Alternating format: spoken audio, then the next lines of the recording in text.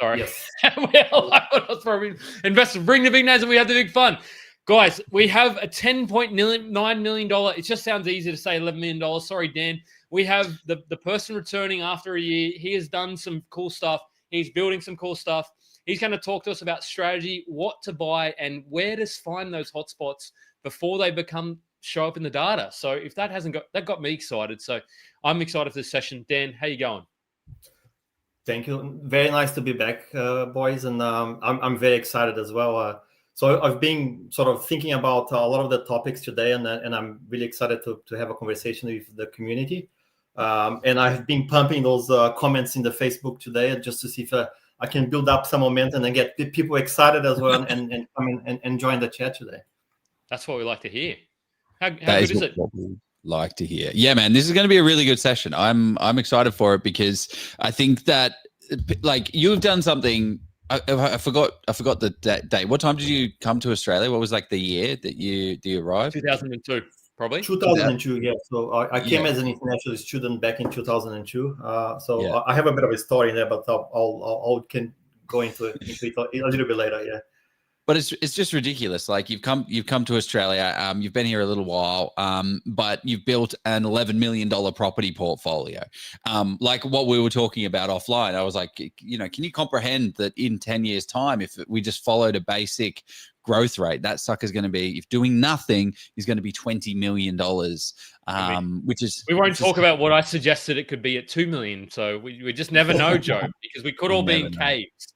And fighting with sticks, but you just never know. Well, who are we going to fight?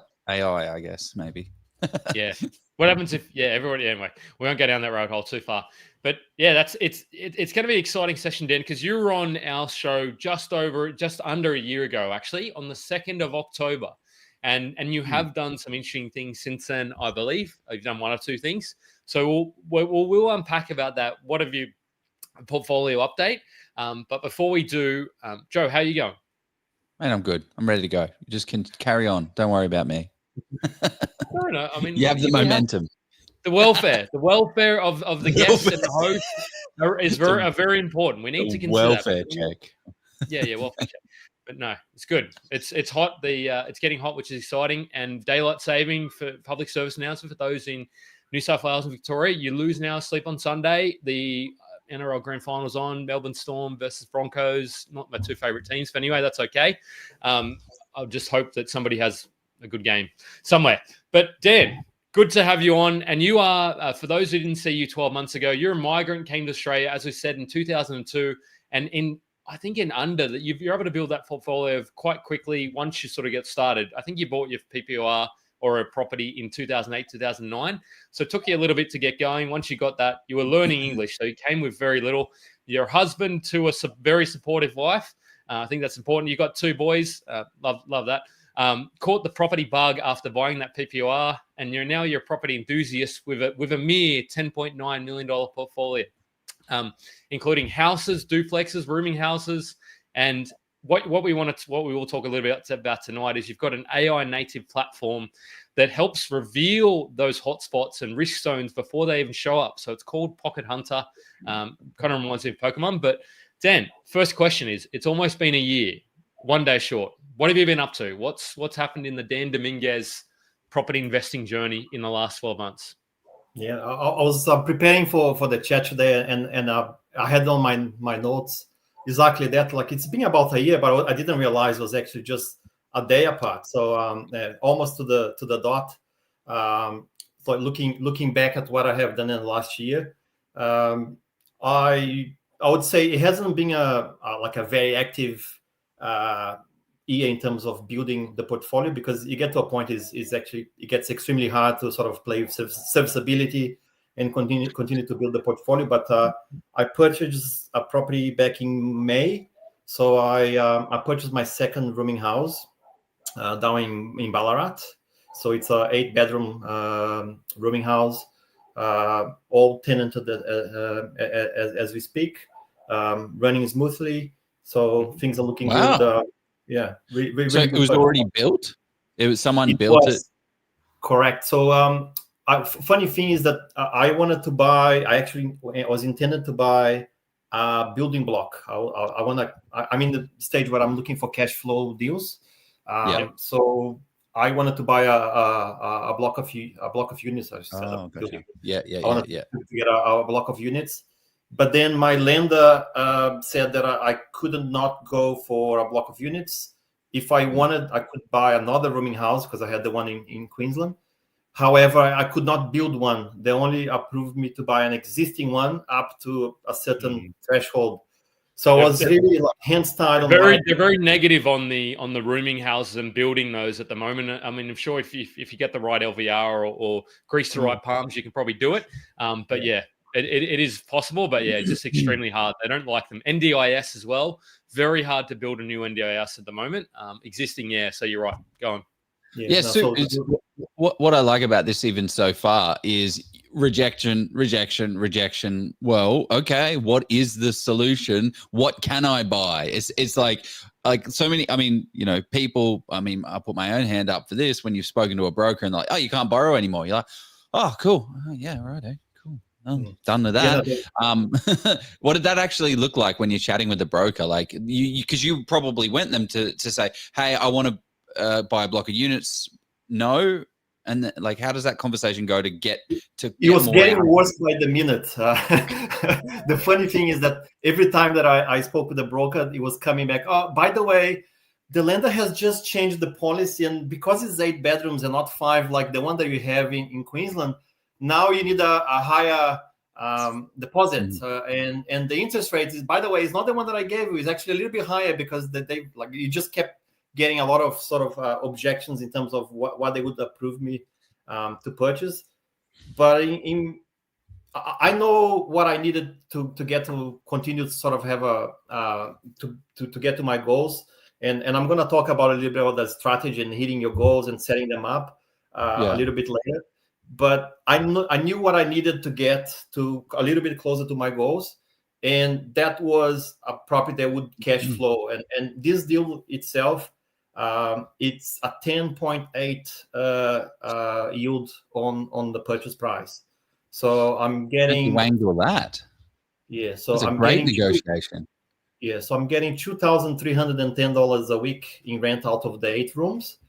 And I paid 1.1 on the rooming house. What's the what are the management fees on anyway? Because is it that sort of 10 to 15% that you hear? No, it's 8%. It's not different from a normal residential. That is just I'll probably pay a couple of more fees in terms of lease renewals and stuff, because you tend to do like 6 months leases as opposed to 12 or longer.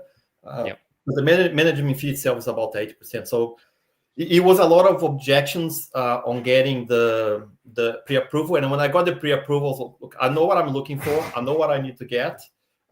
So let's just find that specific project that basically ticks all the boxes.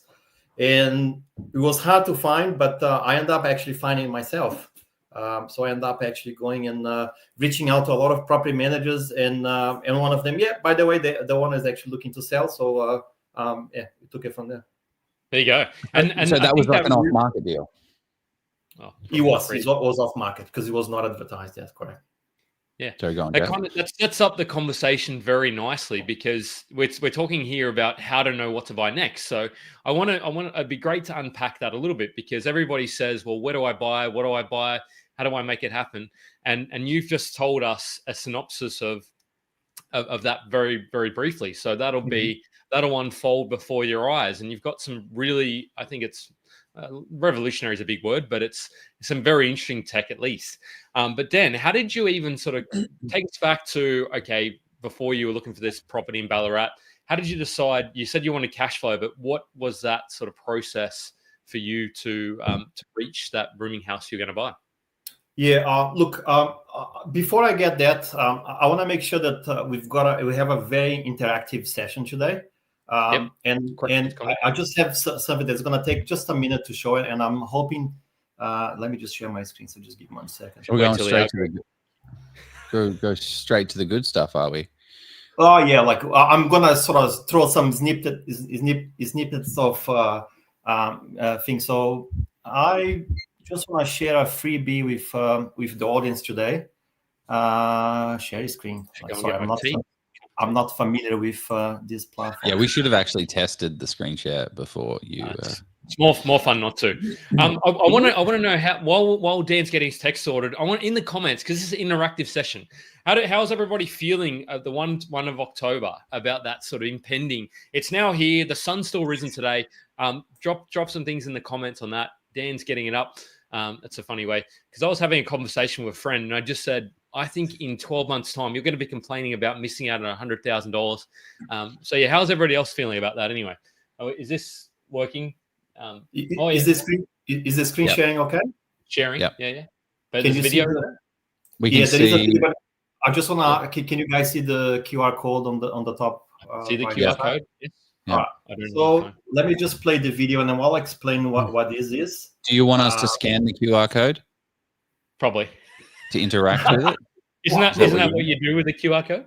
That's the whole idea. No, yes. But like right now. Okay, fine. Right now, scan it. Okay, get on go on. Play your video. Yeah. So basically, the first tool that we're sort of I'm bringing up to the market is I think it's very cool. So in a nutshell, what we are doing here is that we are building a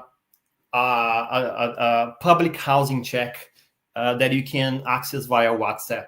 And what you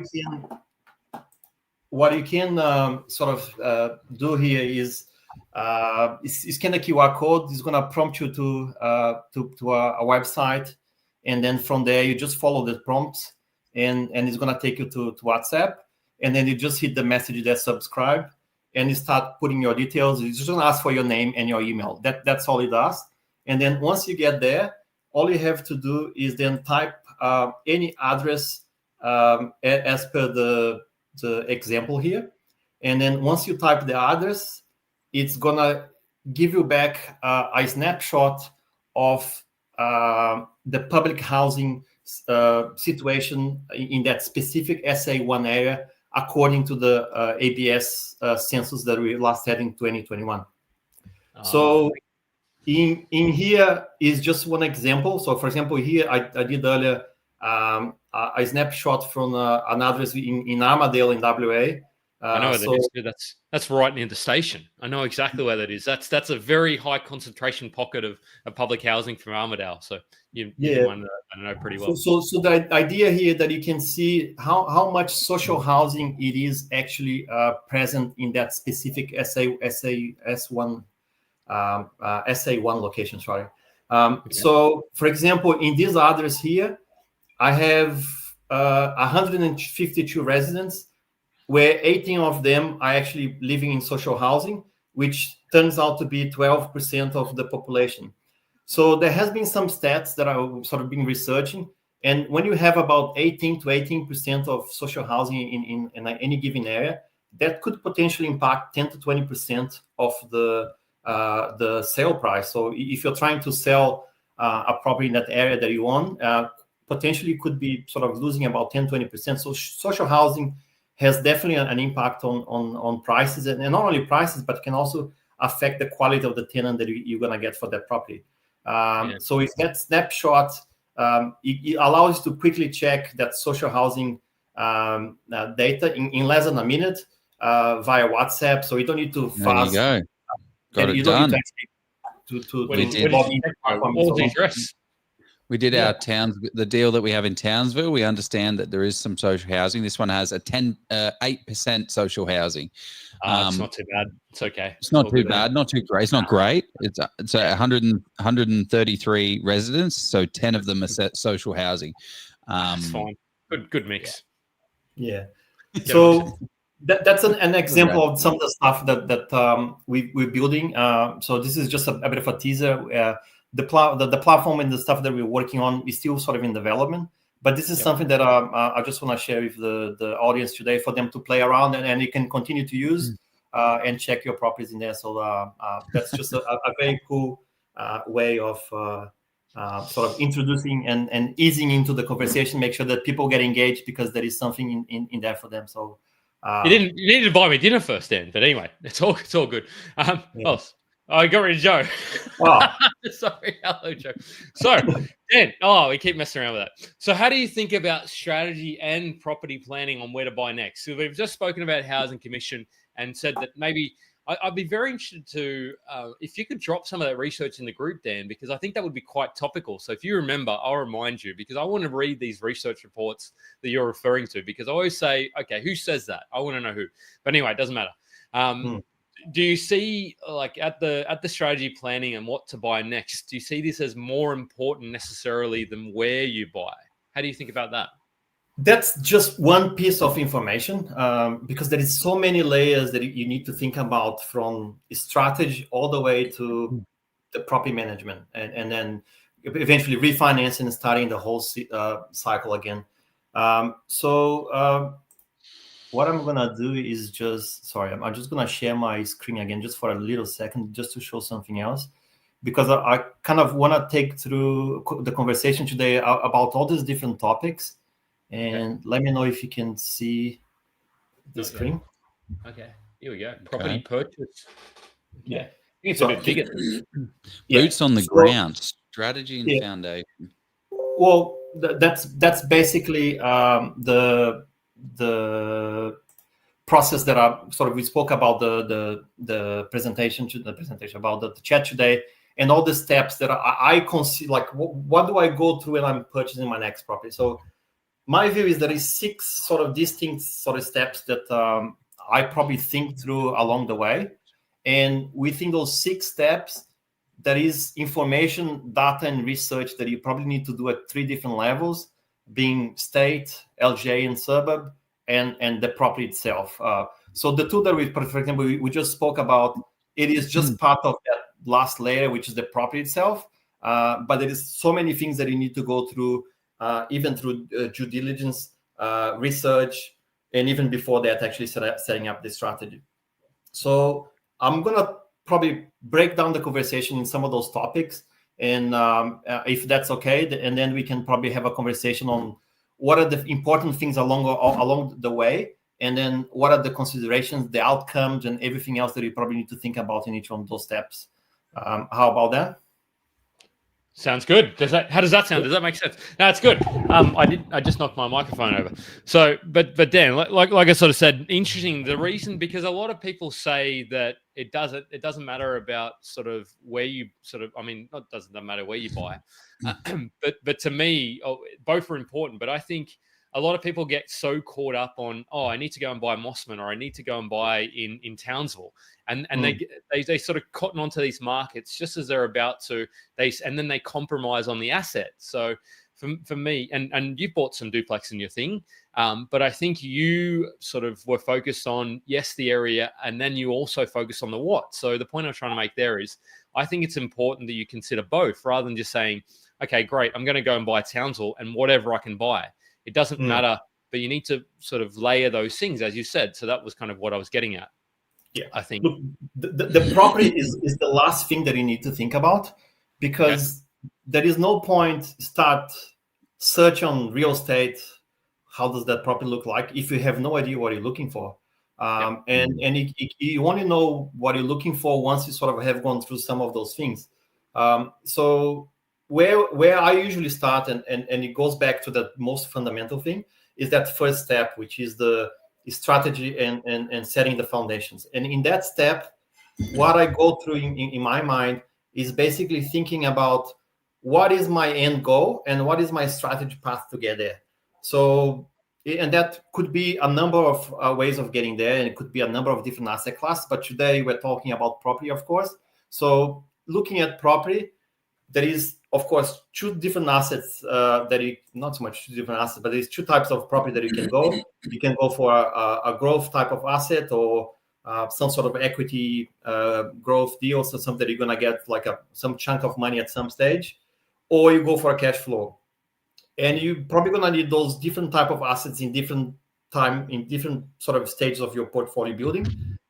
It could be that you are at the beginning of your journey, and then you're most likely going to need some growth property in there. You're going to need to build equity. And if that's what you need, there is no point looking for a regional deal or a rooming house, something that's going to give you the cash flow, because that's not what you need at that stage. So before you think about the asset, you need to think about what's your goal and what's your strategy and what's the type of property that is going to get you there, to be able to think about, to start sort of thinking about the area and everything else in there. So what are some like variables within that, right? Like, I mean, my goal is to make a bazillion dollars, right? Like, I want to make the most amount of money in the quickest amount of time. How should I? It's truly, mate, 5 million is good for me. Unencumbered, that is. Yeah, 5 million unencumbered. There you go. But how much, like, I guess, talk to me for more specifics, like what, like, because everyone wants capital growth and everyone wants cash flow. And now you're saying there's capital growth or there's cash flow. But when should I inject capital growth and when should I inject cash flow into my portfolio?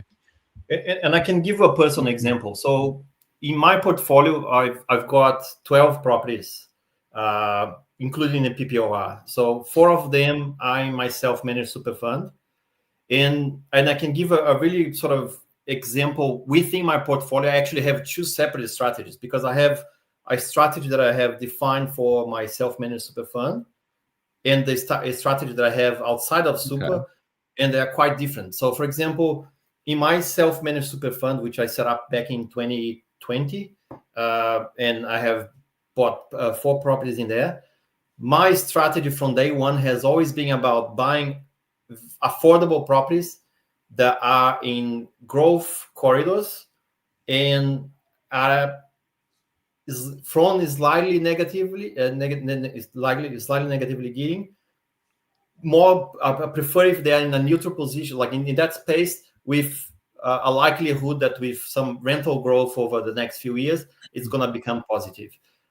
So the key things in there, in sort of setting up my strategy and the path to get there for self-managed super fund, is looking for those properties that is gonna be in areas that is population growth, that is infrastructure spend, and I'm looking for yields from anywhere from 5, 6 to 8. You know that it's really hard to get like the high yields, especially now after some growth during after COVID times. But if you start getting in that 5, 6, and there is room to grow the rental income in the next few years, eventually get to 7 and 8 in a few years time. And then you start having that positively geared property. So that has been, for example, the strategy on my on my portfolio. So of course, not a financial advice here to anyone, but that has been my personal sort of strategy. And I'm sorry to you, Joe. I said we'd do this at the start. So I started hearing SMSF and I was like, oh dear God. So as we say, this information general in nature, as Dan just said, go and seek your accountant and your SMSF, your financial planner to do that. There's been some great questions come through, Dan, and I love how you're really sort of absolutely nailing the things that people need to be thinking about, how to know what to buy next. Because to me, it's like, well, what do you want to achieve, and which structure and which entity you're looking to buy in, and then sort of you overlay the finance strategy, and then you start sort of going for gold. Somebody said, do you have a mentor, or did this evolve over time? Over time reminds me of sport, but look, anyone that knows me that knows that eventually I'm talking about real estate at some stage in the conversation. But I remember one of the posts that I posted in the community a while ago. It was kind of related to crypto, and I remember you mentioned something, Jeff, about an orange pill. And I wonder if there is an equivalent pill when somebody just talks about real estate. So I don't know which color would be the pill. If somebody's like a real estate. The green pill, Dan. The green pill, because it's money. Yeah, I mean, they always make money from property, but and on that, Joe, we'll let Joe have some words. No, but I was just gonna say on that question, the mentor, not necessarily a mentor, but I highly leverage on the professionals around me. And just before you put the disclaimer, I was gonna say the professionals that you need to have a discussion about at that stage are at least your accountant and your broker, because you're gonna need to actually work it out how much you can borrow, what sort of what stage is this for the SMSF? No, on the strategy, on the sort of setting up the foundations and the strategy. You need to have a chat with your accountant and with your broker. And depending on how complex you're doing, such as a self-managed super fund, you would need a financial advisor because there is a lot of specifics on self-managed super fund that you need to know. But if you don't know, you have to rely on the professionals, and they are there to assist you. And so in terms of mentors, those are probably the key people that I go after. And then, of course, did you do any like education? Did you do any courses or platforms or where do I start? I have been doing courses probably since I started sort of investing in property. Before Joe was born, probably, I reckon. Yeah, well, he's a bit younger than me. Let's run the level up property ad then. This is a good time. I think if you name any of the courses out there from 2010 all the way to sort of COVID, I probably have done all of them. Like on the meetup a few weeks ago, I was saying, like, I feel like it's been a few years since I have been to a live event, but I used to go to that all the time. So I have done a number of courses, like you name it, like no money down deals or like overall education. Like I have done a lot of them, renovations and. The one that I love the most, and you knew it, I was like the Rick Otten, that $1 how to buy a property for $1, and I was like, wow. I was super impressed that you knew that, because I was like, I remember listening to his podcast. I was like, oh, this guy's great. Like, it's like this Aussie bloke. Anyway, let's like he's this Bogan guy telling you how to buy it. It's like, yeah. So there's been on that note, and then I want to get more into the how to know what to buy, because somebody said, what was your favorite purchase and why? We're sort of very good going question. down memory lane.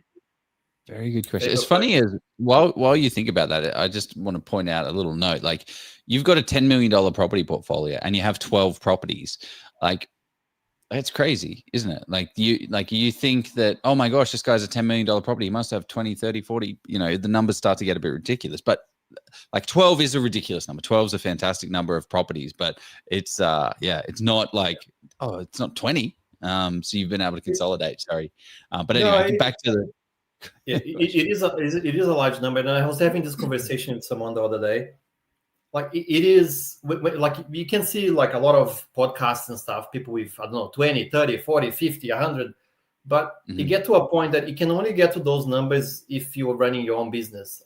It's extremely hard to build a portfolio, I would say, past where I am now with like a 9-to-5 job, or like any type of job. Like it is extremely hard because you just end up getting stuck with serviceability. If it wasn't, for example, with super investment, I wouldn't have 12. I'll probably have like 8 because 4 of them in there. But reality is that you do get stuck because of that serviceability. What was that question you popped up there, Jeff? My favorite property. What was your favorite purchase and why? I think like I can't pinpoint one, but like if I'm looking at this point in time, one of my self-managed super fund purchases, and the reason why I put Armadale in that example is because I bought a villa in 2021 in Armadale, a 3-bedroom villa just next to the station for $205,000. It is now estimated to be worth $470. So it has more than doubled in a period of 4 years. And the rental income is like $550 per week. So I'm getting like a stupid yield on a normal residential property. Like I'm getting the same yield on a residential property that I'm getting on a rooming house. So it is probably my favorite at the moment, but not to say that I don't have others that I really like it too. How do you just on, because we're going off topic, I'm rabbit hole guy tonight or tangent. Wanted to know, how do you respond to people that say, look, it's great you purchased that property for $210,000, $205,000 back in 2021. You can't do that today. How do you answer that question when people come to you with that kind of equation? Look, the market is dynamic. The 10 years prior to that, Armadale did nothing. In fact, if I look at the history of the purchase, I paid $205,000, but the person that bought before me paid $250,000, and that was like 8 years before me. So for a period of 10 years, the market did nothing. In fact, actually went backwards. So what is to say that in 10 years' time, not saying that it will be the case, but it could be that it could go backwards again. And at this point in time, it looks great, but it doesn't mean that you could probably have a different dynamic in 5-10 years' time. So, and what's to say that another area now that maybe can still buy a property for, I don't know, it is hard to buy a property at $200,000 these days, but you could still buy a property in like regional. And we're talking about a villa. It's not a house. Like you can still buy a townhouse, or like I bought a unit in Townsville last year for 245, 2-bedroom unit. It has appreciated a fair bit in the last 12 months, but you can still buy property around, like affordable properties for 250 to 350. But it's just, is that property fits with your strategy? And that's the key thing. Like if it doesn't fit, then there is no point looking at it. Yeah, that's great. Sorry, I'm going to stop the questions. There's been some, keep the questions flowing through, Joe. Where do you want to go next in terms of how to know what to buy next? Well, I'm more interested in boots on the ground type of, I mean, that's kind of what we're talking about for this episode. So like, what do we need to be thinking about? Because I think, like, how do you think about boots on the ground? How do you think about that more? Okay, we've done our macro strategy. I'm just starting out, and as you kind of noted, we're buying initially growth focused assets because that's what we have to do, because saving $100,000 or $80,000 for a deposit sucks, and I don't want to keep doing that. And if I've got 2 properties growing at 5, 7, 10%, I can get my deposit. If it's growing at 10% on a 500,000, that's 50 grand.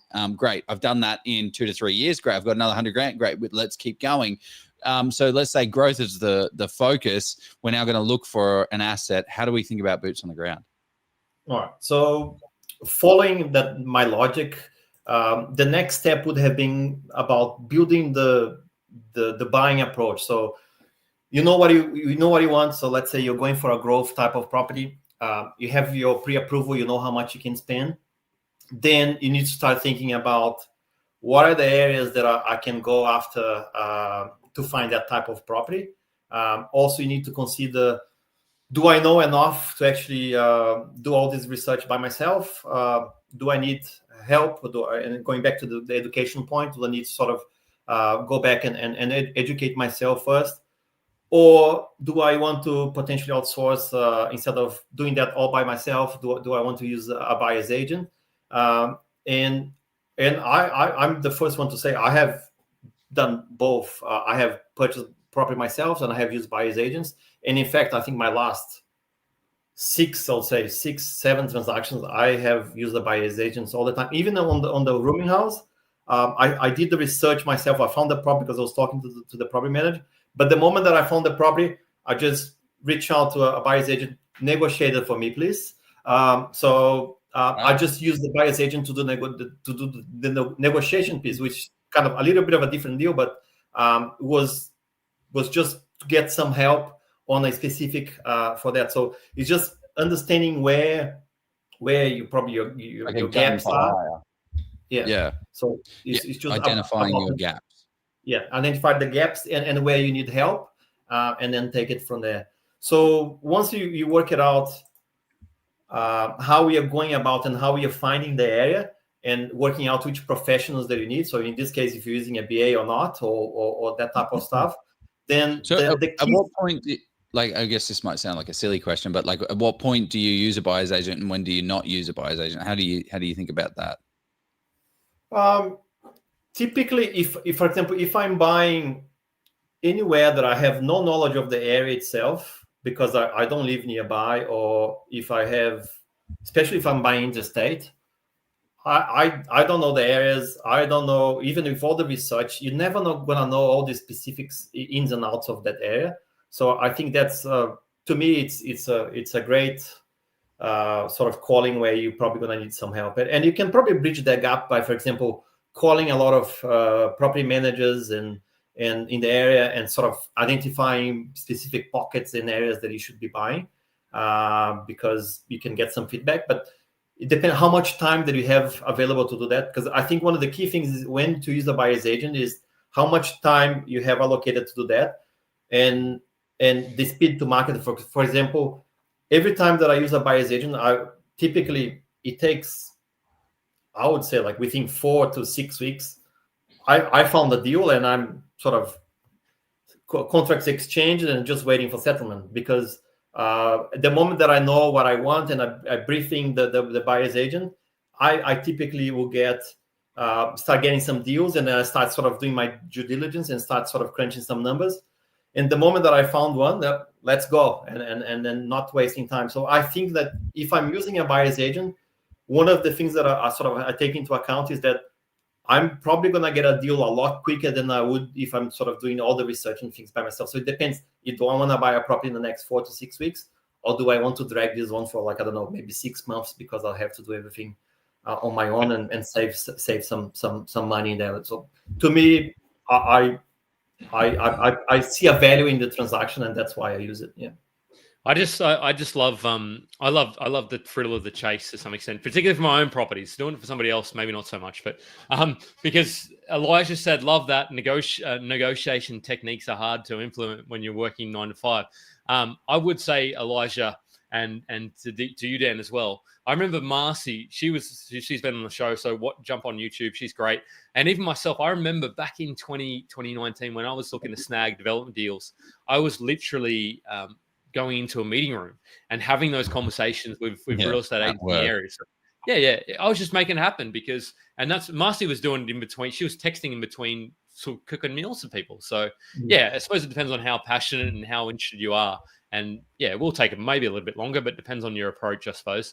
Buyers agents I think it's important to sort of go through the process. And if you just purchase your own property and you go through the process yourself, and then you use a buyer's agent, and especially if you're using a really good buyer's agent, you see the difference. Like, I didn't know that I could do that. Like, you just get a complete different sort of experience of the process, and you see, I didn't know, like, all the stuff that you have no idea that you should even know about it. Like, it's the stuff that you don't know because you just never come across. So a lot of those specific examples, and I give an example. When I built when I built the duplex, I used a buyer's agent that's in Lake Macquarie, and the guy was fantastic. Like the proactiveness of finding a block of land, and because I was like, I want to build a duplex, but I didn't know anything about it, and he's going, you're gonna need at least 20 minutes frontage. You should buy something in a street that has some precedence. So let's look for somebody that has already built a duplex in that same street or in the area. And he found me a block of land, but he had already called the council. Like, I spoke with the council. There is precedent in the street. So all those things the right questions about. I didn't even know that I need to look at. And probably if I had done by myself, I would have probably bought a block that was too narrow to build a duplex. But just all those things that you don't know, but you need to know. Yeah. Okay, so we hit research and select. So we built the buying approach. We talked about kind of. Yep. Do we talk about research? I was just gonna say, out of that step 2, the most important thing that you need is a brief, because regardless if you're buying yourself or if you engage in a buyer's agent, you need to be clear what you're after. And not only to the buyer's agent, but actually to yourself, because the moment that you start seeing the properties coming back to you, if you're using a buyer's agent, or you start looking on real estate or domain, you start getting sidetracked looking at all these beautiful properties. But if they're not ticking all your boxes, and when I say boxes, what are the things that are non-negotiable to you? And going back to my example on my strategy on self-managed super fund, if I'm looking for a property that's in a growth area, has a certain yield, it has specific sort of metrics. If they're not ticking those non-negotiable boxes, I shouldn't be considering them. So there is no point in even looking at them. So that's just an example that I think it's important to make sure that. Okay, well, actually, probably a good question. Like, specifically, like, what are some of the thresholds that you need to think about? Like population. How do you think about population? Like, is that what is it? What is population, and how to think about it? So when I look at population, and there is fantastic tools out there that you probably don't need to spend a cent to actually have a look at, and I'm pretty sure you guys have a look at it at the Forecast ID websites, because you can have a lot of data about population growth and forecasts, so you can see areas that are sort of increasing at a higher rate than the rest of the country. So, and for whatever reason, there is most likely infrastructure, jobs, and a lot of sort of different projects within a specific pocket. And for example, as I said, like I bought in Townsville last year, and when I started looking at those things, is population is growing because there is a lot of infrastructure spend. They were doing some port upgrade. There was an army base that is getting upgraded as well. More people working there. There was a hospital. Like all these things that just brings a lot of jobs. It brings a lot of people, and people sort of earning some decent incomes in there, and just ends up boosting the whole economy. So those are the things that I'm looking for, and so in that's terms more of population macro fundamentals. Yes. So population, you're looking for, a place that actually has net positive population. Do you have a threshold? Do you have like it has to be 20,000 minimum 20,000, minimum 50,000, minimum 100,000? Like, how do you think about that? Yeah, one of the things that I look at is population, not population growth in isolation, but especially if I'm buying a regional town, I want to make sure that the regional town has at least 100,000 people in terms of population. It's just my own rule. It probably doesn't mean anything. Like maybe if it has 80,000, it's probably good enough. But for me, if it has 100,000 more, it's probably a plus. And I think, look, this is just me thinking out loud here without sort of any backing. But I think if you look at population growth in Australia in general, you're probably looking on an average, maybe population growth about 1%, I think, a year in terms of all, including immigration and natural births. So if you're looking at an area that increasing by 1% or more, it looks like that is going to put a lot of pressure on housing, and then from there you should sort of expect some growth on the back of it. Yeah, well, I mean, talking about breaking it down in terms of like simple terms, like I'm just sharing my screen now, like Melbourne 10-year growth rate 19.53 over the past 10 years. So that's around about 2% growth. Gold Coast Tweed has 22. But like if you guys, want to roll a similar way that Daniel is talking here, we just look at the map and see what is at 100,000. Where are 100? Sorry, I'm scrolling too fast. So June 2024. Wollongong cuts the brief, Joe. And so does Geelong. There you go. There you go. So it's the only regional centres that you've got the opportunity to buy in at 100,000 plus is Albury, Wodonga, Bendigo, Ballarat, Darwin, Toowoomba, Cairns, Townsville, Hobart, Geelong, Wollongong, Central Coast, Sunshine, Canberra, Newcastle, and it just keeps going up to the bigger ones. So it's like, if that's your threshold, like there's really not that many options. So you can actually cut down, like we talk about, like removing the junk off your plate, and your $100,000 people threshold there's nothing against that. It means population is growing and it's good. It's got substance. But yeah, you've just knocked off all of this. You've knocked off Rockhampton, Coffs Harbour, Ballarat, Nowra, Davenport, blah, blah, blah, blah. All of these bazillion places that you could be researching, but you would have been wasting your time on potentially. Not saying you are, but like having those rules allows you to cut out a whole heap of junk that may not be relevant for you, for your risk profile. But yeah, I love that. And it's funny because Ballarat's right on there. That's what you wrote. Like, well, I need 100,000. Great. 120 in Ballarat. Speaking of that, I want to know, Dan, because I think that's a really nice segue, because Brendan, he's drilling in the comments. So I don't know if you chatted Brendan the thing, but he said, is there a list of non-negotiable for a selection? So one of those is that 100K population. I mean, that's not a non-negotiable, but what else is that on that sort of list of things you won't do, Dan? Look, I think it depends on each one. Like my non-negotiable on my self-managed super fund strategy was an area for growth. So my non-negotiable was population growth, if infrastructure, and the reason why I have 100,000 people in there, and not saying that I wouldn't buy in a town that has 80,000, it's just that when you get to a certain size, there is a bigger chance that economy is a little bit more diverse, and it doesn't need. And is not extremely reliant on just one type of sector. So most likely you're not buying in a touristic area or a mining town.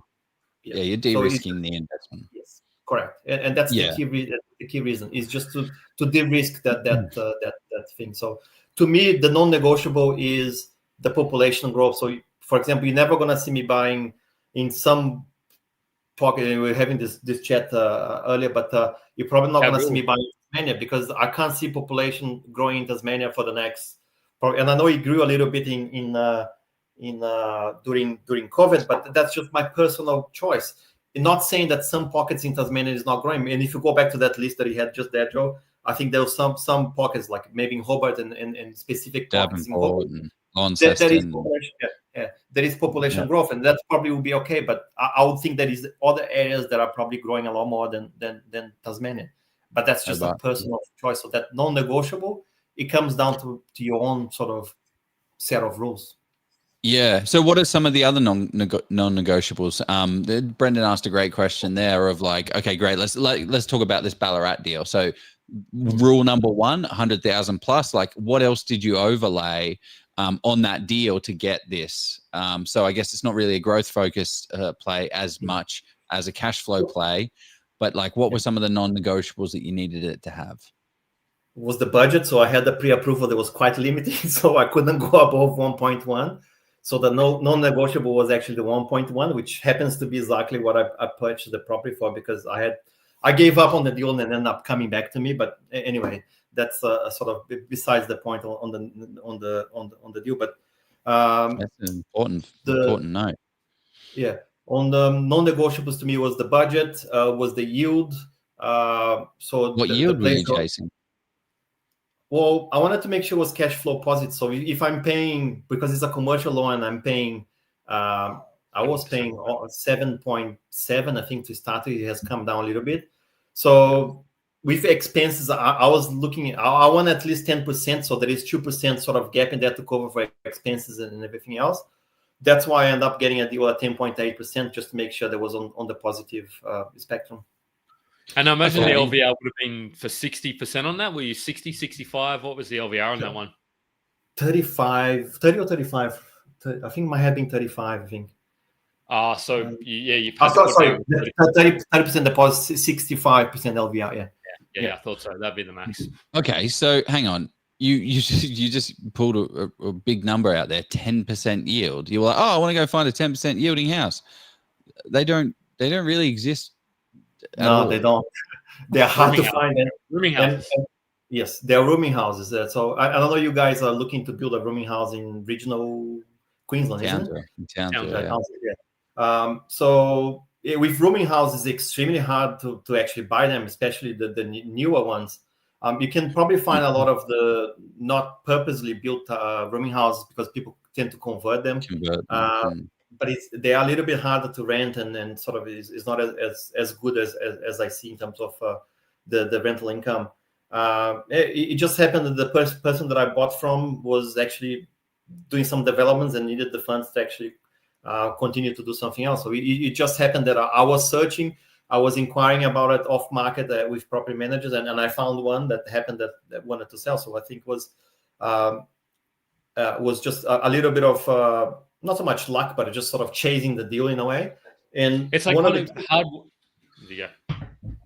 What I was just gonna say, and the reason why I bought in Ballarat is because since the beginning of the year, there has been this view that Melbourne and some areas in some regional Victoria is going to be the next areas to potentially sort of increase because they have been a little bit sort of subdued in the last few years. So my view is that let me try to get into these areas now whilst the market is not hot, because then I can probably negotiate. And it was exactly what happened. So it was just basically getting soon, probably a little bit sooner than I normally would on other areas that are probably getting a little bit warmer and hotter. But it was just the ability to be able to negotiate on my terms at that point in time. And I think over time that sort of I'll be able to reap the benefits on it. Okay, but also your brief was so narrow. That's ridiculous. You can't. So where else were you looking? I was actually talking to a buyer's agent about. So I was looking. Look, I started looking in Melbourne. Of course, I couldn't. But with 1.1, I couldn't buy a rooming house or in Melbourne. So I found a couple in. I forgot the name of the town. Maui. Good old Maui. Jeez, that's Maui and Morwell. There was a couple of in that pocket. Then I was looking Geelong. I was looking Ballarat, Bendigo, and Wodonga. And sort of whilst I'm looking, that this one popped up, and I jumped on it. That basically those are the areas that are looking within my budget and within my brief. Joe, I reckon once you start looking, mate, it's like the yellow car phenomenon. It's the reticular activating system. Once you think and put focus on that, they'll start popping up like left, right, and center. You won't be able to find enough of them. If Trust you me. do the work. Yeah, exactly. I wanted to ask this one before we throw to our first sponsor, because this is an interesting one from Chelsea. And she said, do you suggest property researchers, property strategists, all these different terms, as well as a buyer's agent, if you lack time and knowledge for your first home, first few properties, or you don't need both? Property researcher to me sounds like a data person. So for me, if you're going to a bigger one, which I'm pretty, I don't know, me, the property researcher, it's like, you know, how the data scientists and all that, they have for me, that's kind of like a H tag. So if you're going, it's a platform. That's what I would sort of suggest. But but they do have these like property strategists and researchers these days, and I'm just like, that's kind of what your broker and your accountant will help you with. And then if you want to do it yourself, then you've got other platforms. If you want to do it somebody else with you, that's where your buyer's agent can come in. Property researcher, I don't know. Okay, so let's just say buyer's agent, right? Like, should you use a buyer's agent if you lack the time and knowledge for your first property or your first few properties, or you don't need both? Like, how do you think about that? Look, knowing what I know now, and of course going through a number of transactions like purchasing property, I find it a lot easier to transact the property with the help of a buyer's agent. It's down to your personal choice in terms of, do you see the value? I see the value. So I know there is a fee and there's additional cost in there in terms of transactions. But my view is a cost that sometimes it can even sometimes even pays itself back in a sense that all the research and the knowledge and the things that you don't have, that sort of comes back to you and pay you off that way in sort of helping with the research and in the deal. But sometimes even in the negotiation, I remember there was a couple of deals that the BA managed to knock like 10, 15K out of the price, just because they know what questions to ask and sort of how to negotiate that deal a little bit better. Yeah. How do you think about that question, Jeff? I mean, if you're going to go down it's hard for me to answer that question, because I look at it. It's hard for me to go back to what I knew before I bought a few properties here and there. For me, the way today, I'd be reluctant to use one, to be very frank, because like I just don't know anybody who knows me and what I'm after as well as I do. And not to say, and there may be better negotiators out there than me. But for me, if I was going to use one, I would purely do it I would find the property myself. And then I would potentially get somebody to negotiate, but I reckon I could negotiate it myself anyway. So for me, I wouldn't, because, and it depends on how many properties you want to grow to, because if you want to build a 10, 15 property portfolio like Dan has, and yes, Dan, you pay for them, but you've done it over 10, 15 years. For me, if you're going to do it in 3 to 5 years, unless you've got a significant income, you're spending, like if you're doing 5 deals, you could probably do buyer's agent fees. I'd negotiate with the buyer's agent, see if you can get a discount on their fees for a package deal. But at the same time, it's a lot of big expense if you're only earning 100, 150 household income. So that's why.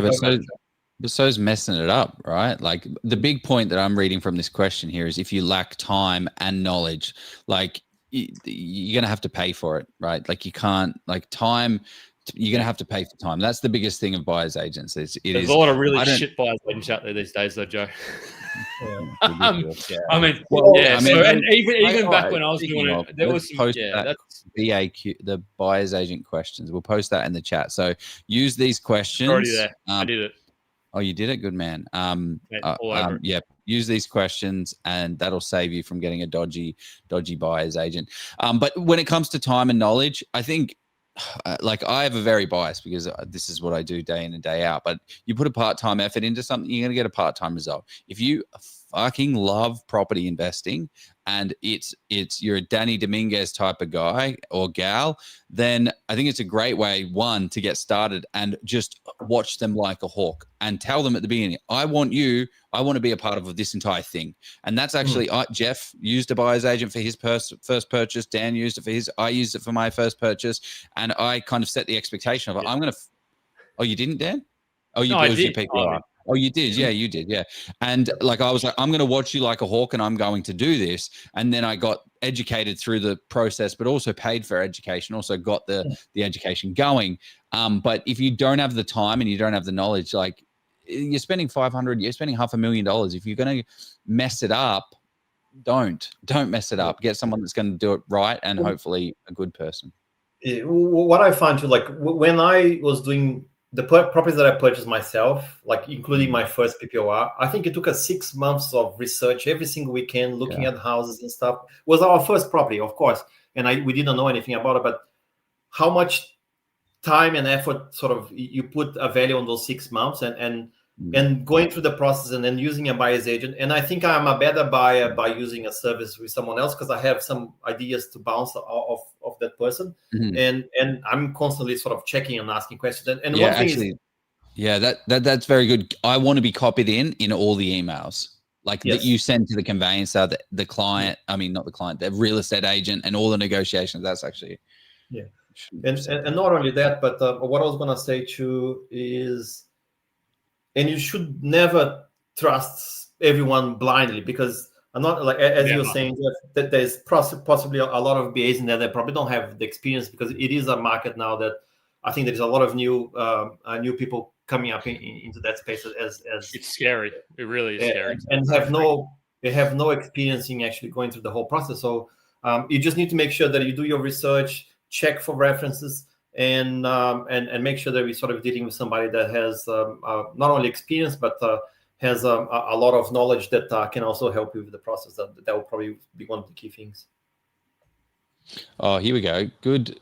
I feel like we kind of covered a little bit on the buyer's agent space, but questions to all three of you that have used buyer's agents. Did you find the experience? How did you find the first experience of it?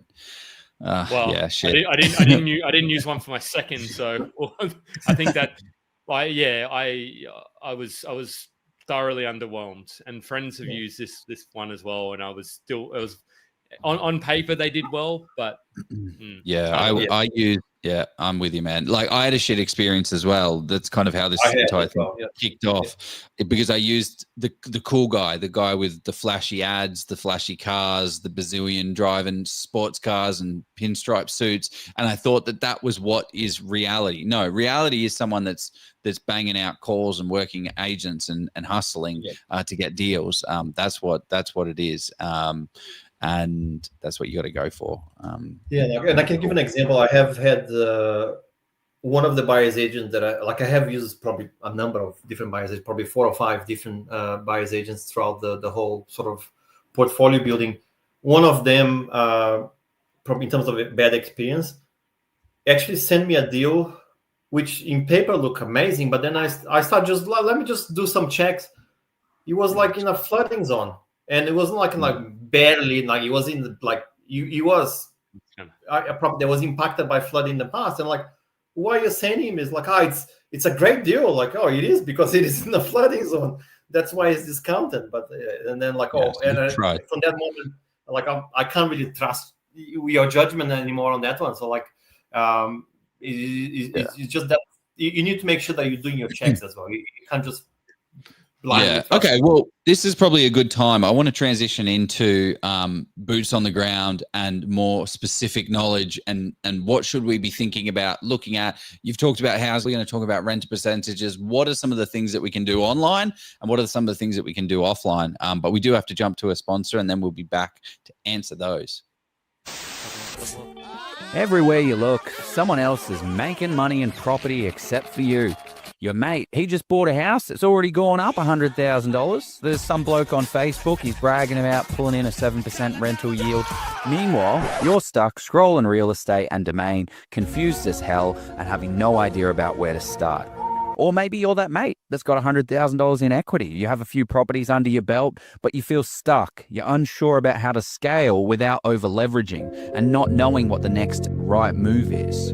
So why does it feel like everyone else has some kind of secret that you're missing out on? It's because they do.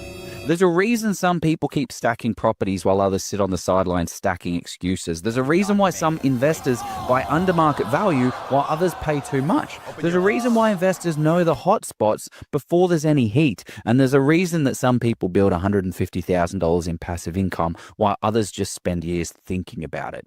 And it comes down to knowledge.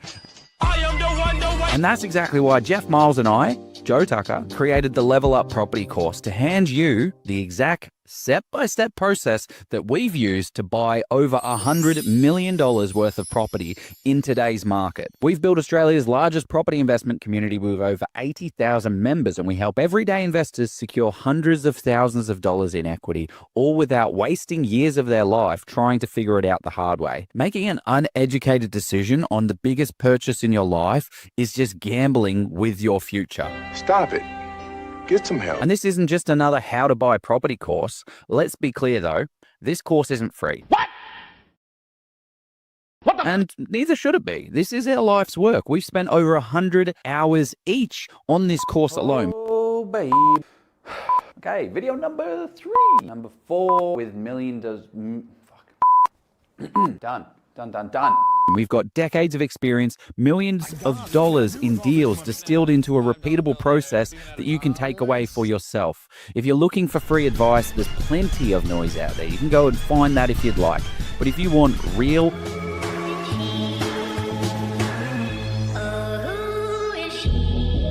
actionable, step-by-step guided process that works in today's market, then this investment is going to change everything for you. By the time that you finish this course, you will have full confidence. You'll have every tool that you need to build an amazing portfolio if you act on it, right? Which is why we have mentoring built in. So we kick you up the butt to make sure that you're kicking your goals. So the real question is, how much longer are you going to watch everyone else making money in property before you jump in and start playing the property game properly? Because the sooner you start, the sooner you start winning. Good line. Oh, see you, Jeff. We lost him. Sorry. See you, mate. We don't need you. Okay, cool. I love it. I love boots on the ground. So what made you what drove you to make this app? Like, why have you created this Pocket Hunter? What's the purpose of this? Like, why?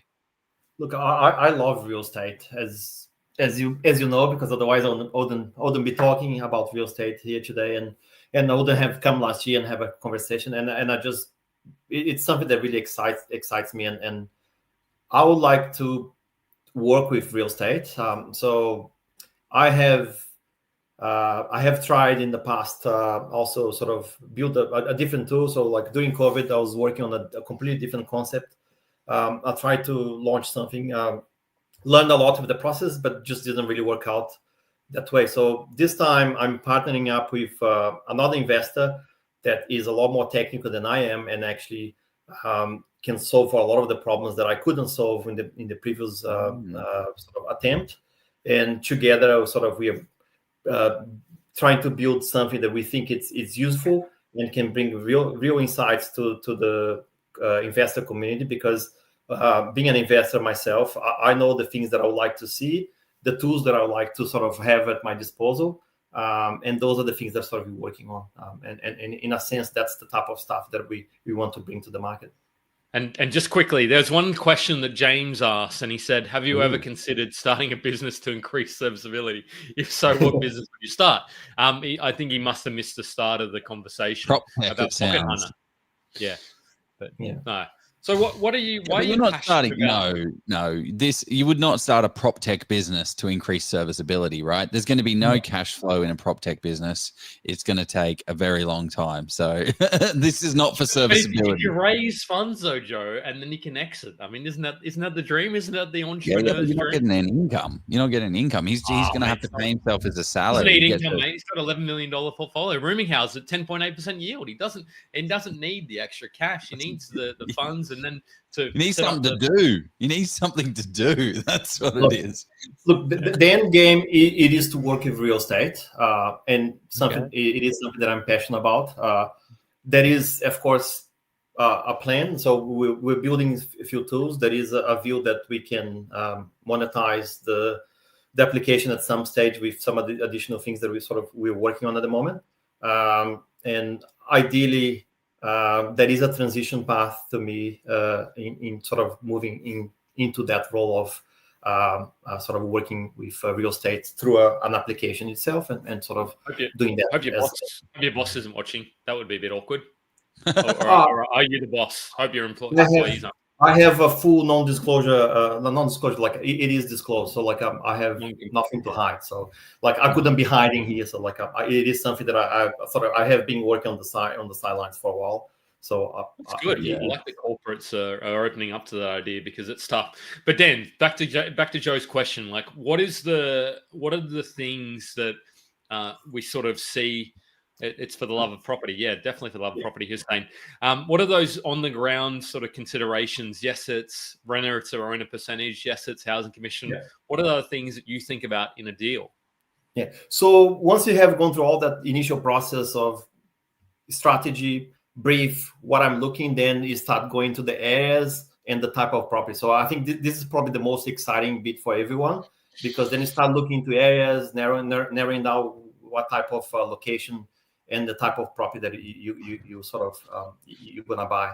So those are kind of the step 3 and 4 that I had on the chart before. So the research, selection, and the due diligence. So when you start looking into that, there is few things that you need to consider, and there is a number of tools that it is at your disposal that you should actually look at. So for example, in terms of due diligence, you're gonna have to check for bushfire, flooding, the demographics, so what type of sort of people live in the area, because it is families, it's retirees, so that will dictate what type of property that you should be buying to rent. Because and I use an example, like one of my properties that I have in Central Coast is inside like a golf course resort, and there's lots of retirees. So when I build the house in there, one of the key things is I'm building a single level house, because it can not only cater for a family, but it can also cater for retirees, because they don't want to go up and down the stairs. So this is the type of stuff that you need to think about when you're looking at all these things. So the demographics is one of them. So the other thing, sorry, just looking at my notes here before I completely lose my train of thought. So you look at the demographics, and for example, the social housing thing is just one component of that. But again, you need to look at what type of people living there, what type of income they have, what type of rental income you get out of it. Is the vacancy rates high or not in that area? Because it's going to take you time to actually get somebody to fit in, to put in the property. And then you look at the expenses, the council, the strata, the insurance, the water, and all those things will sort of build a picture to actually just quickly do a cash flow analysis. What type of income I will get and yield I will get out of this deal once you start looking into that in a specific area. So the tools that I probably use for that type of stuff, I'm just going to name a few here, because I always like to see what people are using. Yeah. The different tools that people use. For example, if I'm looking at the demographic and stuff, so as I said, the forecast ID is one tool that I use heavily, and I think it's great because you can see population, you can see migration movements, you can see forecasts, so you can see if an area is likely to increase population. And not only that, it tells you, for example, when I was buying in Ballarat, I bought in Mount Helen. And when you look at the areas in Ballarat that you have all the population growth, you can kind of see this kind of on the west side of Ballarat, so like Alfreton, Minderee, maybe, or yeah. So all that sort of on the left hand side, that's all the new development. So if you're buying a property in there, you should try to avoid buying in areas where there's a lot of home and land package, because those are the areas that you probably have a lot of land releases, and prices are gonna sort of be impacted in terms of growth, because if you buy on a more established area, you're probably gonna get a better return for your capital growth. So that's just something that I sort of look. So I think this is a great tool, and I think if you're not using that, it's free, and there's so much information that you can get out of there that it is, for example, one of my top 5. So what do you? Okay, so I'm on Ballarat now, City of Ballarat under forecast.id of Ballarat. Yeah. Where do I go? What do I do now? So if you go on the left-hand menu, that like you can start looking at and drilling down on all the, for example, population summary. If you click on that, then it's going to give a breakdown of how the population, and then you should look into that, and you can sort of see how does it sort of the demographics start to break down within all those areas. Then there is a forecast, so you can see which pockets and you are can probably filter it, right? Yes. Like you can see that. Yeah, look, who's got the most amount of forecast change? There's one area that's having, Bunkers Hill, I imagine this is probably more of your house and land packages. And this is where you got to kind of know the area a little bit more as well. But rural west is down. So the population is projected to lose people, which is probably not a great sign. Correct. So that can help if I pinpoint areas that you should buy. So to me, buying in a more established area close to the city center that you don't have a lot of those land releases is probably going to be a better outcome than actually buying in an area that has a lot of new green fields and a lot of construction happening, because you're going to have a lot of competition with new supply in that area. So that's just something that you can look and doesn't cost you anything. You can just have a look at where else do you go?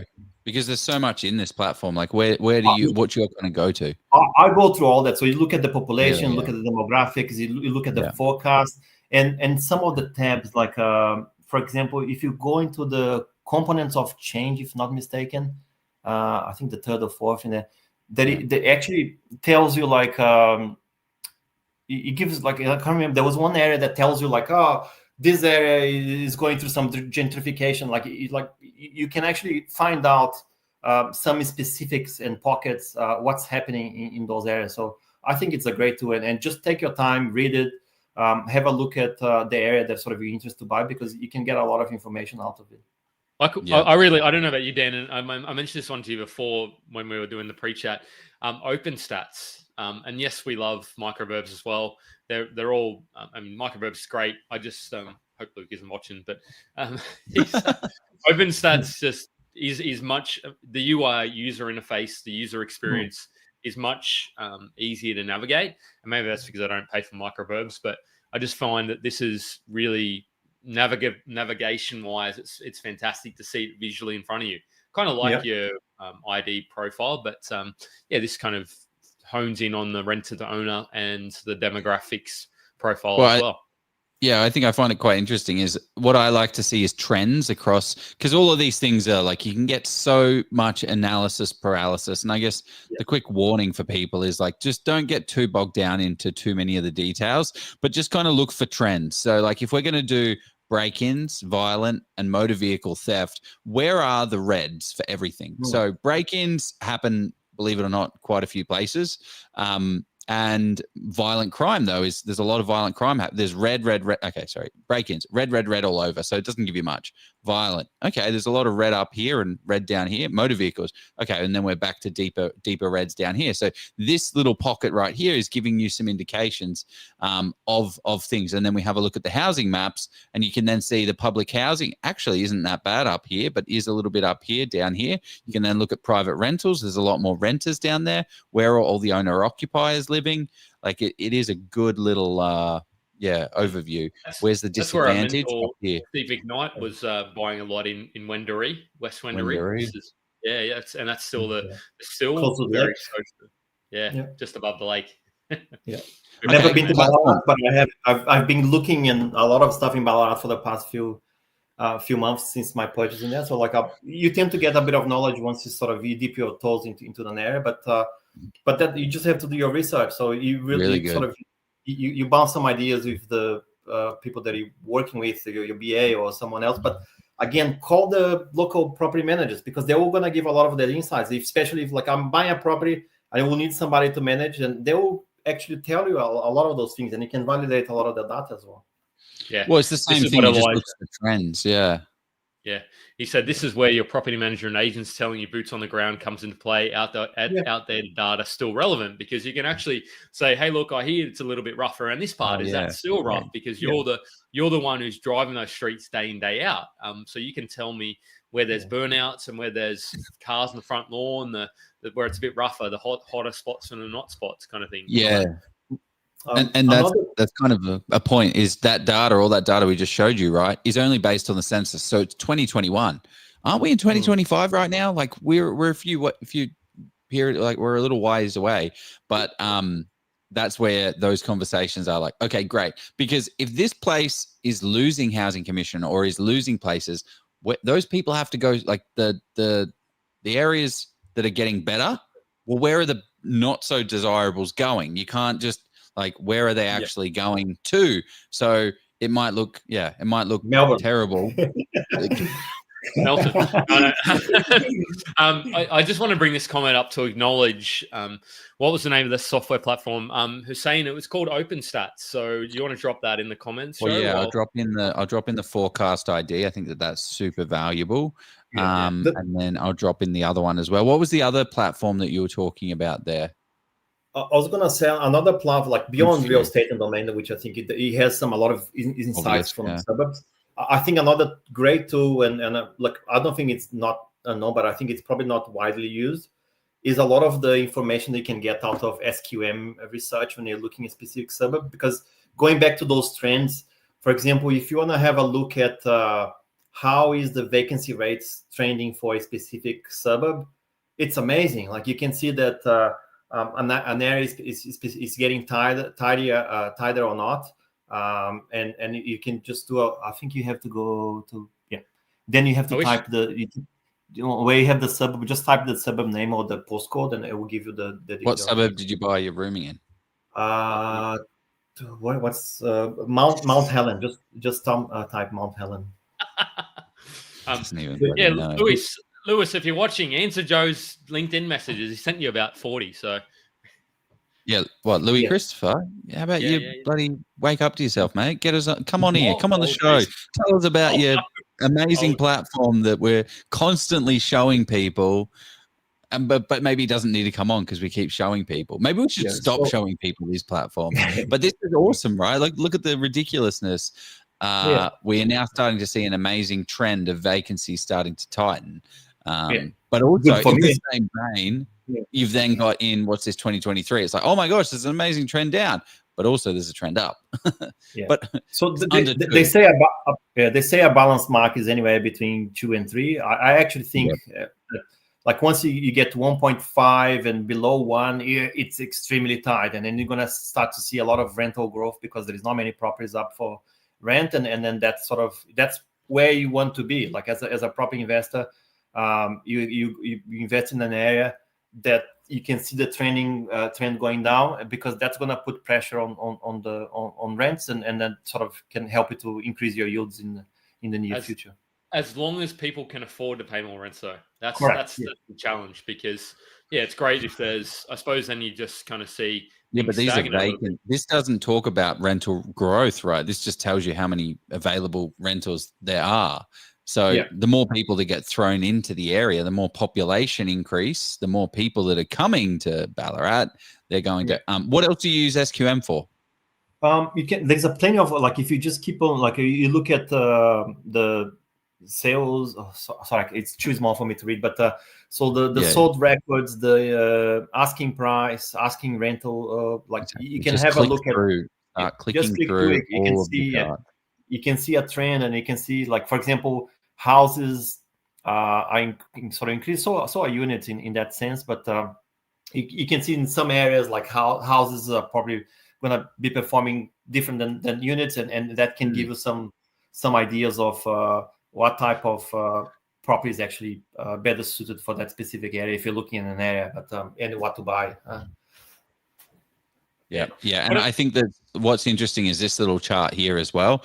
What's the kind of the weekly asking prices? Now, it's not an indication of what it's actually grown, but it is good to see what are the asking prices. You will see in a lot of suburbs, like if it's by the beach, like if we look at, I bet it's going to prove me wrong now, but like Rockingham, for instance, you type in WA, you'll see this stuff jumping around a little bit. Yeah, like units up 16%. That might not be, it has proven me wrong. But yes. Because people stop buying houses there, Joe, so they've moved towards the more affordable asset because they're still excited about the area, but they can't afford to buy the 750K house in Rockingham. Mm-hmm. Yeah, love it. Okay, any other platforms? I like this bit. This is fun. I'll post this. Yeah.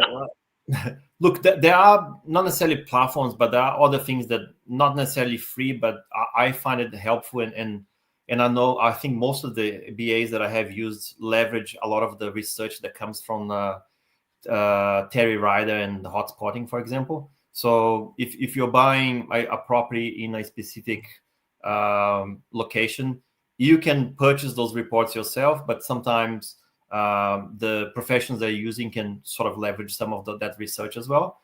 And it provides you with a ton of information about that area that you're looking at. So probably don't have the details in here of sort of how does the report look like, because it is a paid service, but it's very expensive. Yes, so some of the stuff can be quite pricey, but I think it's provides some good insights. If you don't have the time to do all that research yourself, you can go and just purchase a report, for example. But I also think the last platform, I'm going to say that's the last one, and we'll throw on our second sponsor, and then let's go to Q&A, Dan, because let's get do you that. out of here. Yep.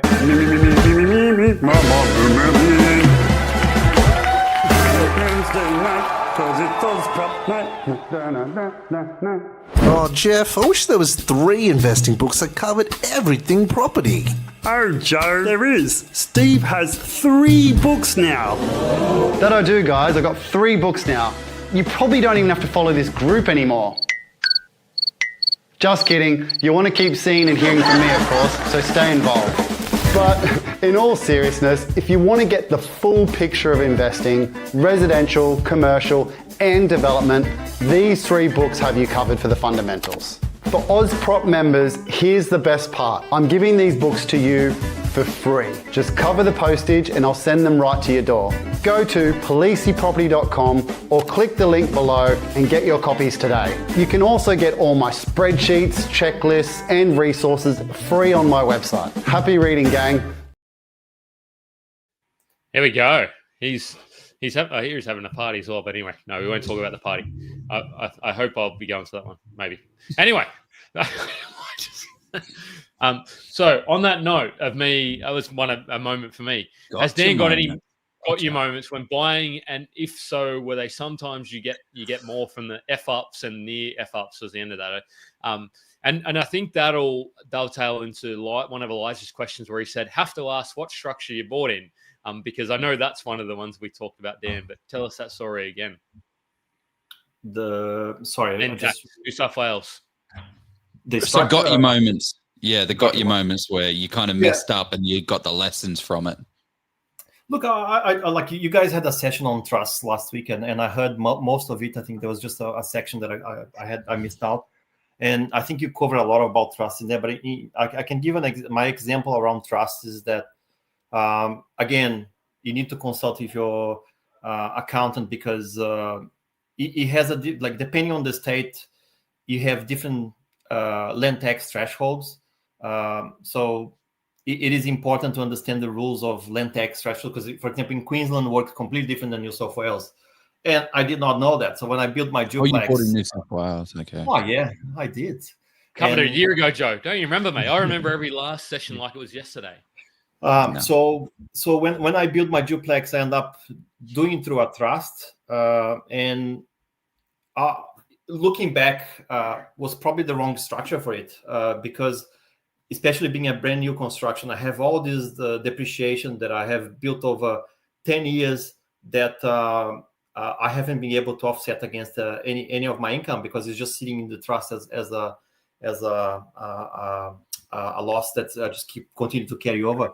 Did you speak to an accountant about that?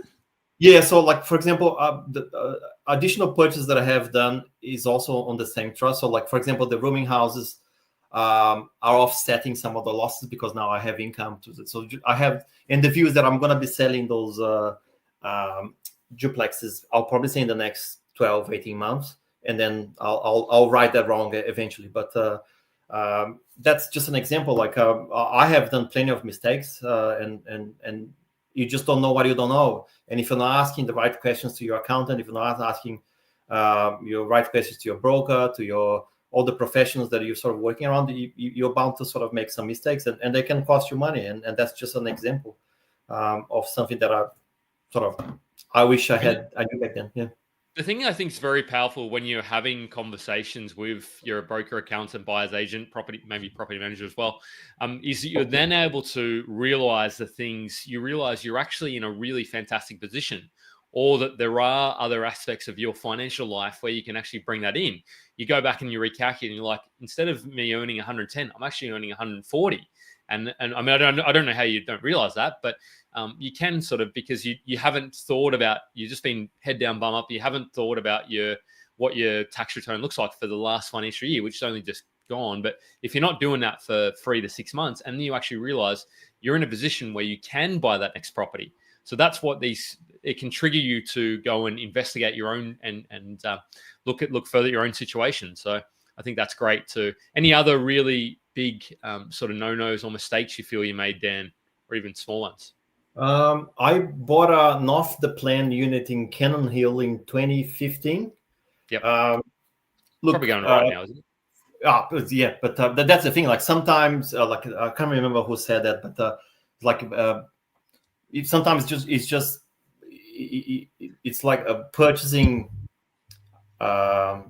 in the wrong time of the cycle is like a bad haircut. Like time will fix it, because I bought it in 2015, and there was so many block of units sort of being built at the same time.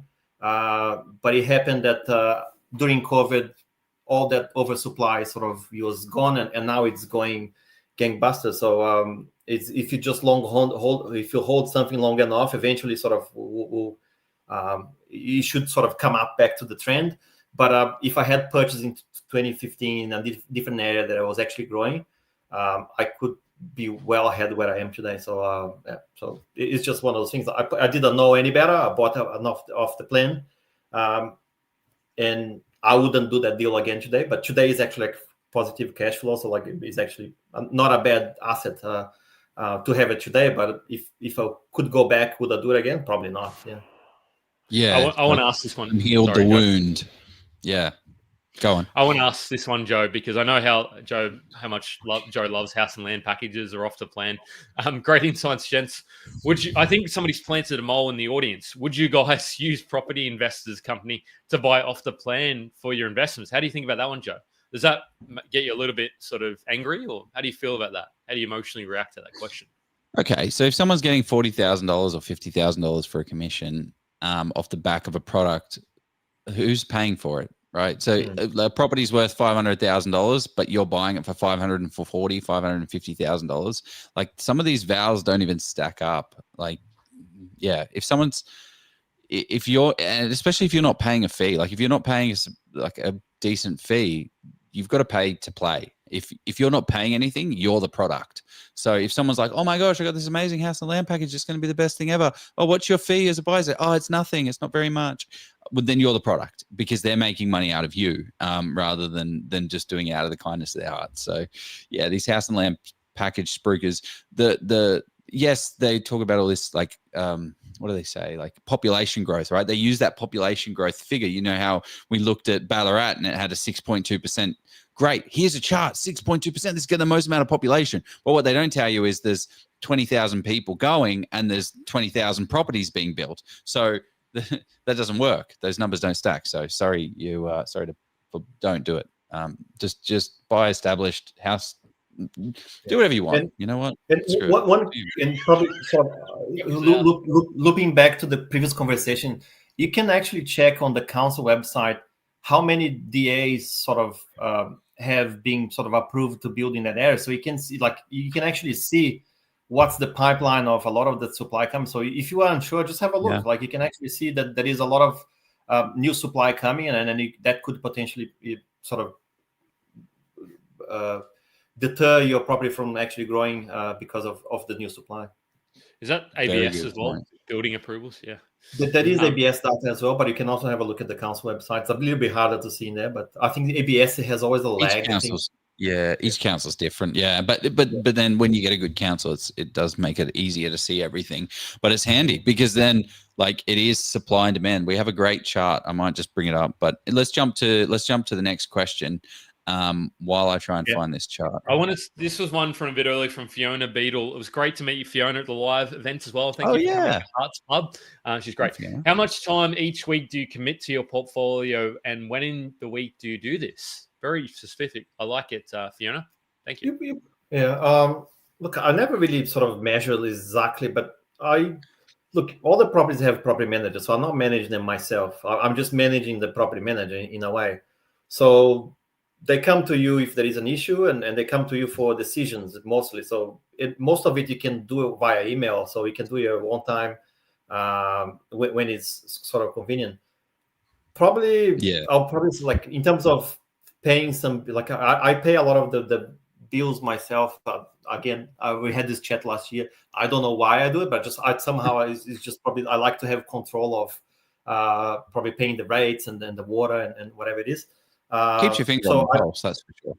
It does, and in a way, I keep usage, like for example, there was some double the water usage. There must be something wrong here, and then there was a leakage. Like, sometimes it's just some small things, but like, it doesn't take me long just to pay a bill or that type of stuff. So probably maybe 10-15 minutes just organizing, paying bills on a weekly basis, plus I would say another maybe 20-30 minutes a week just managing the manager with sort of emails, maybe some phone calls. But most of the weeks there is not much happening. Like, unless you're looking for a new tenant or screening some applicants, that there is not much to do. It's just dealing with maintenance. Actually, random question for me, because we're building a rooming house. How much of an but how much of a nuisance is the vacancies and the ins and the outs of it? Of a rooming house? Is it actually that annoying? Because I'm putting it up here in my head as about an 8 out of 10 in an annoying scale, but look, you're making 10% yield. In Brisbane, it will be 3 years now that I have completed the construction, and I have the 5 rooms tenanted since day one. Wow. So it took me a week to actually get all the rooms pretty much filled. And in these 3 years, only 2 rooms actually, I had a bit of a turnover. Like, somebody left and somebody came in less than a week. So Brisbane, great. Like, it's been almost 100%. So you haven't had somebody move out? Am I understanding that correctly? 2 of the rooms people moved out, and I filled in within a week. In 3 years. Incredible. In 3 years, it has been great. So Brisbane has been pretty good. In Ballarat, where I just purchased, I purchased one of the room was vacant. Then as soon as I exchanged another room was vacant, but I filled them pretty quickly. Then I had an issue with a tenant. They had a fight with the girlfriend, broke the glass of the sliding door, did some damage. So I had to get him out of basically was in breach of the lease. So we have to get him out, get the property fixed. And in the meantime, one of the girls that was living in the other room didn't feel comfortable living there anymore, because with the person still there while sort of going through the process. So I lost 2 people. I had to sort of fix up and replace them. Now it's all being tenanted and it's all good, but I feel like now I'm back to sort of a good rhythm. But so Ballarat has been a little bit different. I think maybe the demographic is a little bit different. But in Brisbane it has been great. I couldn't I can't really fault it. It has been really good. Also, probably a key highlight in there is that the property manager that I have in Brisbane manages a ton of rooming houses, so they are really experienced and know what they're doing. How much do they charge? 8%. 8%. Nice. So Okay, cool. Let's hit some of these other questions. While you pull them up, Jeff, will share this slide that I said I'll share. But it's just talking about. It's pretty much just rapid, Joe. Unless there's any burning, we're at an hour and a half. I mean, I'm just wondering if respectful of Dan's time. But talk to this. Slide. Let's talk to the side. Why property price changes, why anything changes, because there's more people searching for less stock, the price is going to go up. If there's 2 people searching for 2 properties, then it's going to be balanced. If there's 1 person searching for 3, that's the problem with the house and land packages, all that good stuff. There's too much supply, not enough demand, not enough people searching for it. And they're going to say, they're coming. And it will change over the years and it will increase in price. But was that the best asset to purchase at that time? One of the things that came up is... in the comments and the questions that I kind of wanted to know the question. I don't like, you've got a $10 million property portfolio. Fucking pack it in. What are you doing? Like, why are you still going? Like, isn't this the dream? Isn't this what we get to?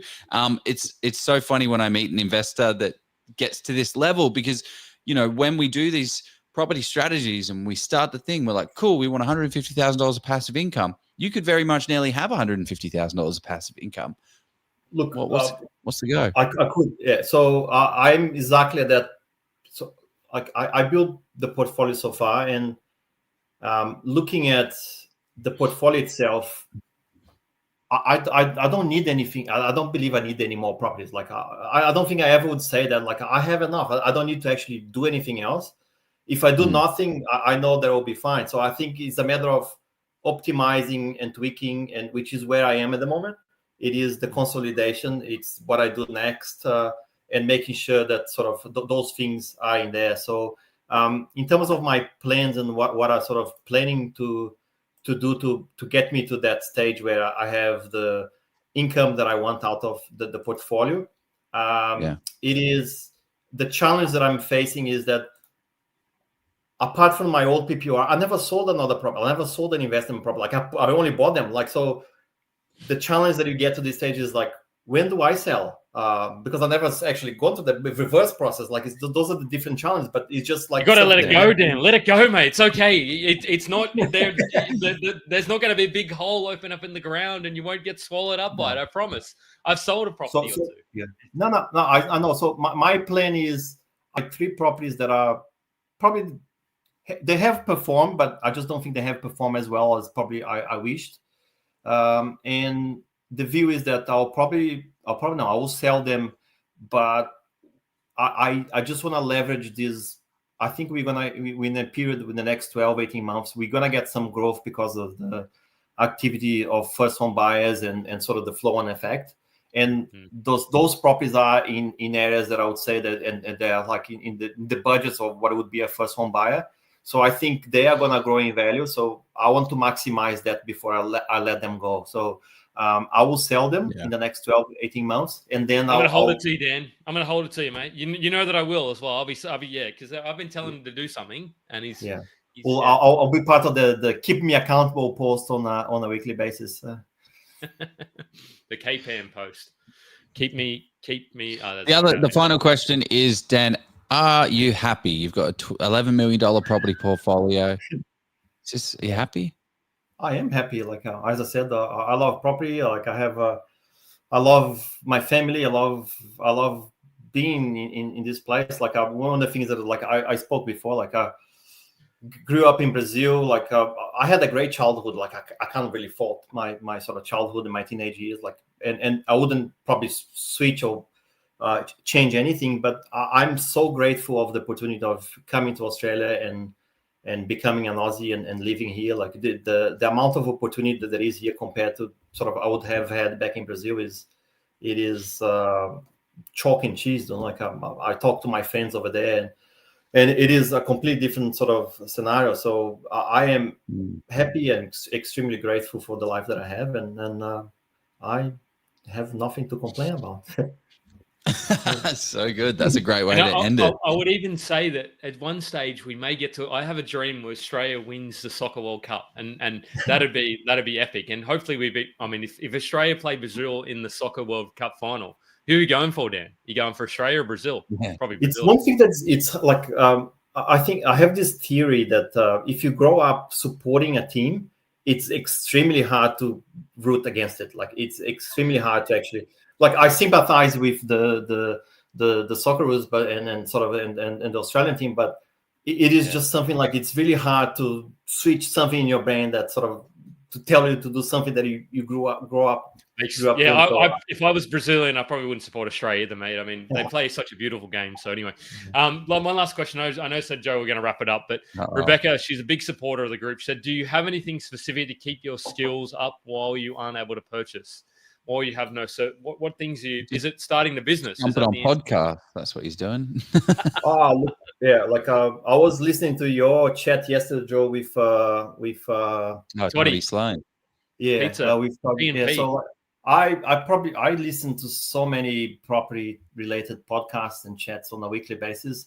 At the gym, walking the dog, going to work in the car, like all that type of stuff. So I consume a lot of stuff, and that's probably kind of a bit of a segue and self-promotion on the stuff that sort of I'm working on. But there is so much content out there that the stuff that are sort of I feel that there is a bit of a gap is actually looking into all the data that you can get from all these different sort of points that of chats and that sort of that there is out there. So one of the things that we're working on beyond the two that I demo earlier is building some sort of dashboard, and this is going to come later in the year. So to the people that was sort of playing around with the QR code, we're basically building a dashboard that analyze all these different data points and videos and news and chat around property, and then mapping it out the sentiment and the mind share. So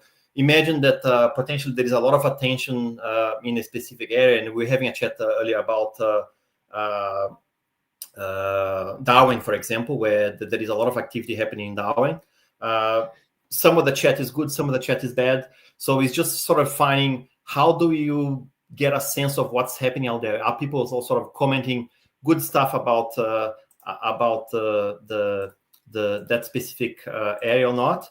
And basically that is what we're trying to sort of build is building something that measures not only the attention that the area is getting, but also measuring is that attention sort of in the positive sense, or is that attention bringing on a negative sense?